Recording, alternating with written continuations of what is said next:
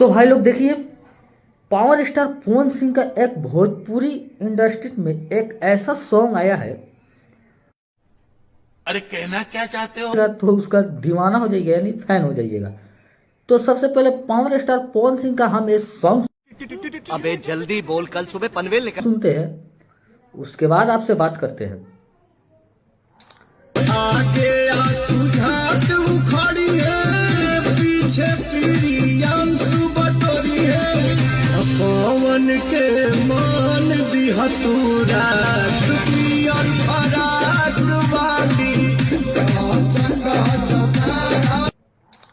दरअसल एक गाना प्रियांशु सिंह का लिखा हुआ है और उसको गाया गया है पवन सिंह ने।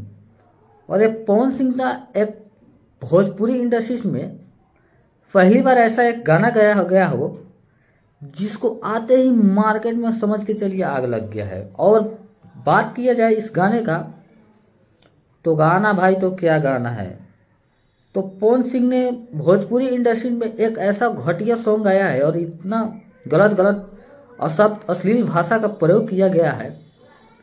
तो आप ही लोग बताइए, अगर भोजपुरी इंडस्ट्री में बड़े बड़े स्टार लोग ऐसे गाना गाएंगे तो छोटे छोटे कलाकार एवं गीतकारों का और गायकारों का क्या हाल होगा। तो भोजपुरी इंडस्ट्री में लग रहा है कि अब तो बदनामी शुरू हो गया। अगर आप लोग को वीडियो एक मेरा अच्छा लगा होगा तो एक लाइक कमेंट और शेयर कीजिएगा। और तो धन्यवाद आप।